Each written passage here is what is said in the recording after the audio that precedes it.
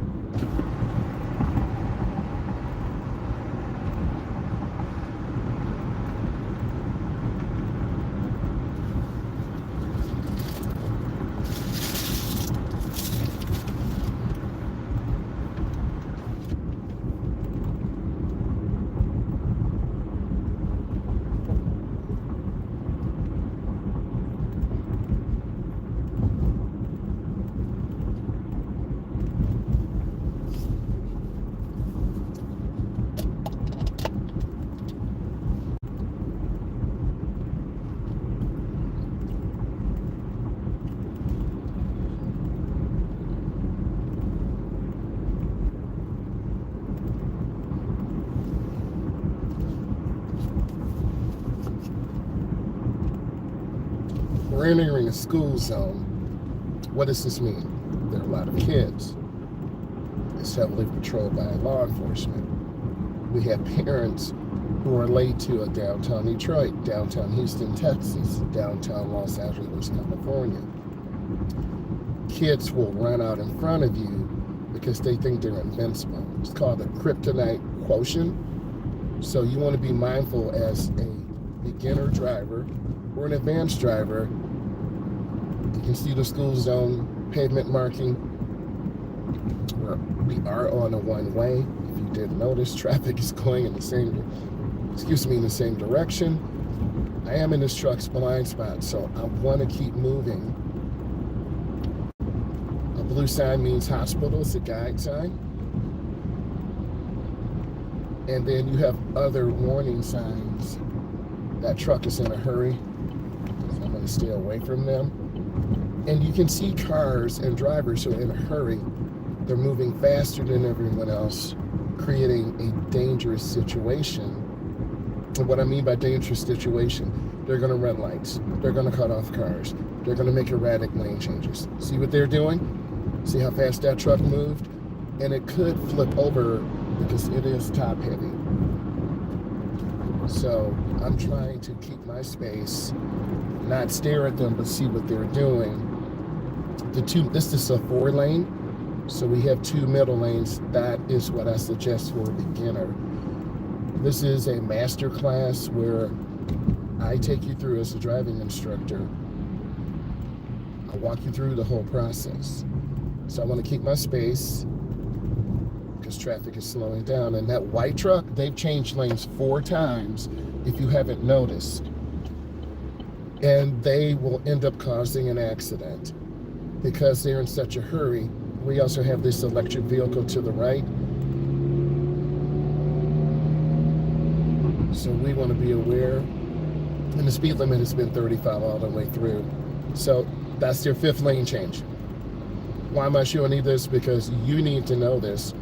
Because you're going to be in danger trying to drive, doing the right thing, and this truck is just simply changing multiple lanes. So we want to stay away from them because they can end up causing a huge accident. And I'm staying smooth in my following distance, 1001, 1002. I'm about 3 seconds away because you pick a stationary object and you start counting. And then once you pass that object, it's about a car length for every 10 miles an hour. I'm off the gas. I'm squeezing my brake.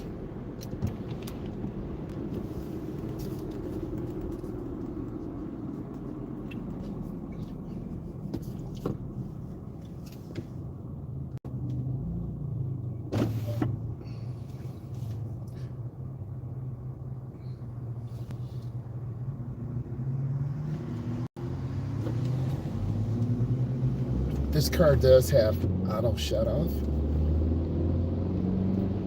Let's talk about heavy traffic because this is what this is about. You got to keep space because people are in a hurry in the morning. And they're in a hurry to get gas. They're in a hurry to go home. They're in a hurry to drop off the kids or get to work. You got to have the mental mindset to be smooth and be safe. You see me looking around and checking traffic, and the flow of the traffic is 40. The speed limit is 45, but because of the volume of traffic, you can't drive 45. A lot of new drivers or advanced drivers saying to themselves, a beginner driver would say, hey, how come I can't go faster? It's the volume of traffic. An experienced driver, I'm gonna relax, I'm gonna take my time, I'm gonna be patient. You should be able to see the tracks in front of us. There's a track here and a track here. Those are the grooves. That's what I want you to drive in. And I want you to be smooth and keep space. I try to teach my clients to drive with good speed, good space, and a smile. You can see all the cars moving left and right. We're not concerned because we have a really good following distance. You'll see that theme throughout all my POV videos. I'm lifting my foot a little bit because we're starting to get very close to cars. And I'm scanning left, middle, right. And by watching and analyzing cars, you can identify potential dangers, car speeding, car slamming brakes. And I think it's just preparing, leaving early, getting your car warmed up, getting the gas the night before if possible, or charging up the night before if possible. Then you don't have that rush.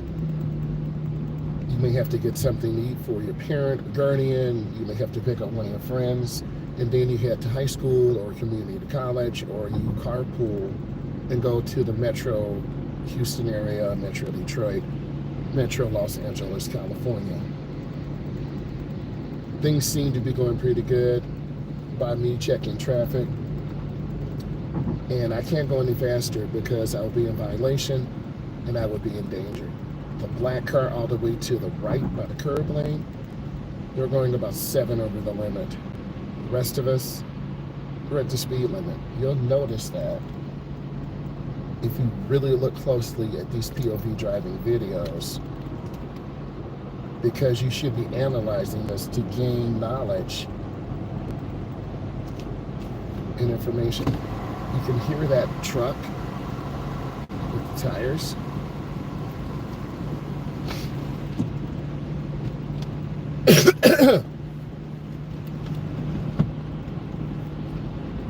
I do have to get over to the left lane in about 1.5 miles. I can wait till the last second.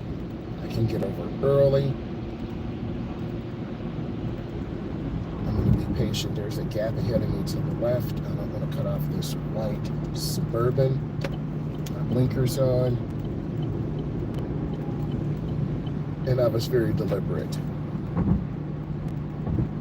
So now I'm lifting my foot so I don't over accelerate. We saw the white truck. 2 blinks is all you're really gonna get. And I'm using the ball of my foot. Fast food places, I see a lot of police. Fast food places, Chick-fil-A, McDonald's, Tropical Smoothie. A lot of people go there to get quick energy, quick food in the morning. They'll pull out in front of you, sticking french fries in your nose, running over with the smoothie. So you really got to be mindful of those driving situations.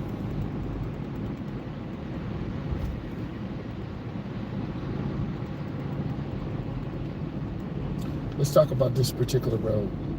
It's very challenging. It's a very sharp turn to the left, and then the left lane merges down to the right lane. I'm in the inside lane, so either I'm gonna have to go very fast and cut off cars, or I might have to adjust. It's wet, so you can see how smooth I'm going. Now, I could cut off the white van if I want, but why would I do that? Because I'm gonna force the driver in the van to speed up and close the door, but I'm just gonna lift my foot because I see all the traffic. And this car to my right, they're gonna cut me off. So I'm just gonna squeeze my brake and keep my space. The driver to the right could cut me off. You wanna control your own destiny. Some drivers don't care. I've had clients cut off and we've been in the ditch to the left. It's very scary. So I'm gonna turn on my blinker, and I don't wanna cut across the white line. In some states or locations, you will get a ticket. I'm gonna wait and go down to the end, and you're gonna see the stop and go all the way through, and this is called a bottleneck. So I'm just waiting, being patient. There's a semi-truck to my left, you can hear it.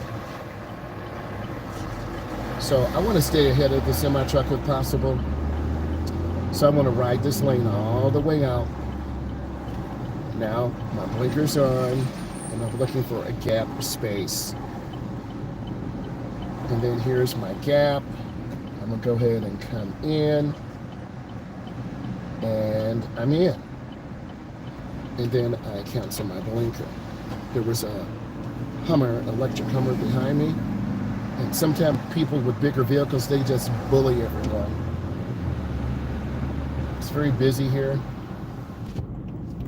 and it brings a lot of anxiety. So I usually tell my clients, just take your time, just go slow, and you'll see cars cutting off left, cutting off right. The problem is, far left lane, people like to go fast, and they wait till the last second to get over.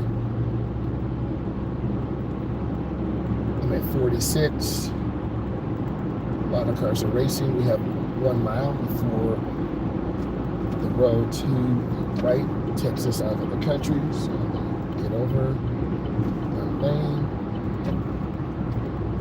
I'm in the middle lane now.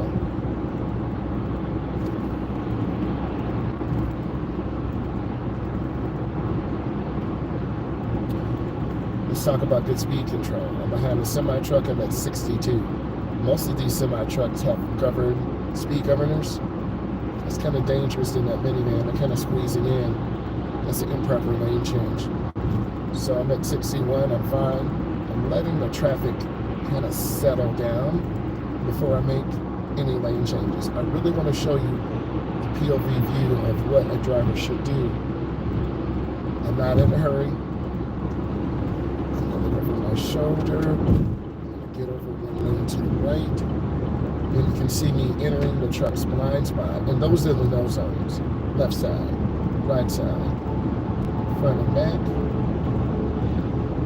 And now I feel less anxiety. That truck is huge. I'm moving pretty good. I'm looking ahead because traffic to the right, they're doing about 70 or 80. And I'm trying to keep space. I'm looking for blinkers. So let's see how many cars use blinkers. 1, 2, 3. The green, the lime green Jeep did not. In winter weather, reduced speed crashes are 2 times as likely. I feel pretty comfortable in this lane. Everything's moving good. So I'm going to stay in this lane. You want to find a comfortable lane. It's either the right lane or the middle. That truck, that Jeep, I thought was getting over, but that kind of confused me. So I'm keeping my space. So you see when you're a beginner, you're like, what are they doing? Now I'm squeezing my brake because we have a traffic backup. This brings anxiety for a beginner, confusion, frustration. For a experienced driver, you're going to end up maybe getting a little ticked off, a little angry. There's that semi-truck again. And I'm trying to maintain good speed. That truck is huge. You can see it. And then I'm going to get over one lane to the left. Because if you're in the right lane, I keep my beginners probably in the middle. I don't want you to get cut off by cars. And this is you and me driving. I'm giving you support, letting you eat, letting you drive, letting you become comfortable. And it's about you. It's not about me as your instructor. It's about me teaching you best practice. What lane is the smoothest? What lane is the most dangerous? The middle lane is the smoothest. The left lane is the fastest. That's the passing lane. People are doing 75, 85, 90. Then I'm going to make a lane change. I'm going to accelerate through the turn.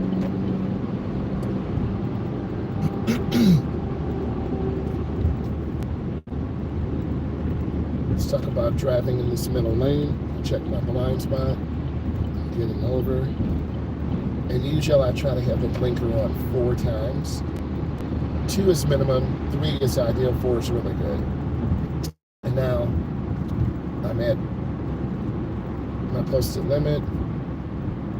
I'm keeping space. If you see snow on the ground, which we had our first snowfall, the temperature's cold and it's 37 degrees.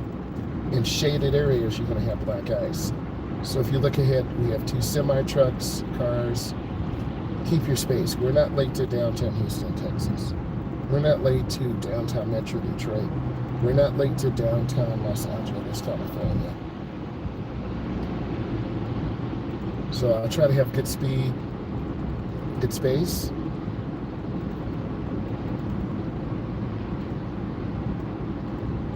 Just taking my time, being patient.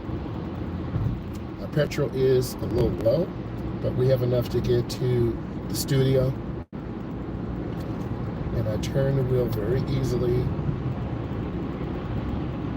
And I'm going really smooth. I do have to get over one lane to the right, but when do I do it? Do I cut off the white truck? No. Is there someone behind me to the right? No. So I'm going to go ahead and get us over and then squeeze that brake. They're carrying tools, oxygen, and a welder. So there's a white car coming. I'm going to go ahead and let them out. We're running out of space. That made my heart pound when that vehicle came out. And by you understanding the emotions that you feel, it'll help you. And I'm scanning left, middle, right. I see traffic merging on. So I'm at 21 miles an hour. The speed limit is 55.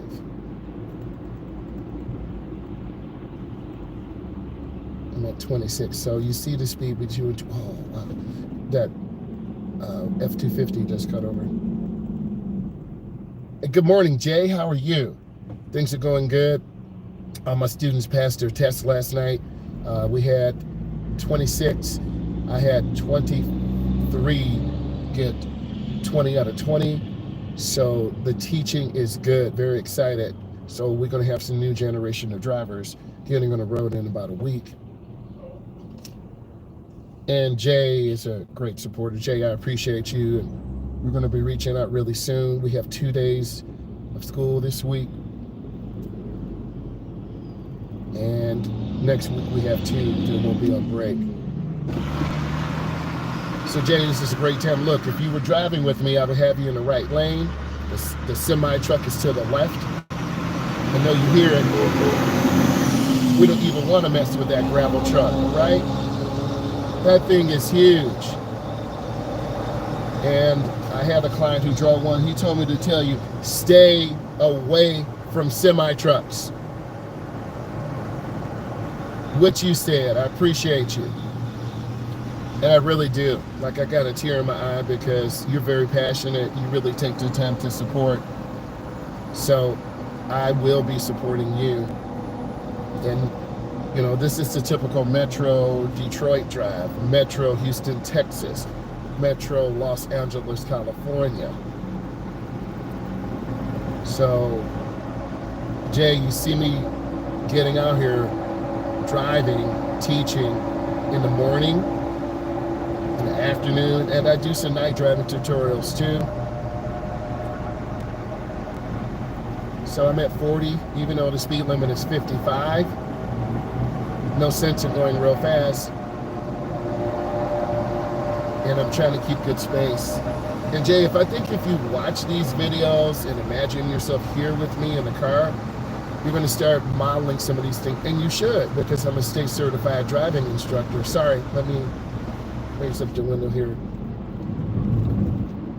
And then we haven't went through roundabouts yet, which we will. We haven't been to the downtown area, which we will. I'll be doing that over the break where I can have some time. What I want to do is drive in the morning all the way downtown. Now let's talk about this. This ramp backs up really fast, so I'm going to be slow.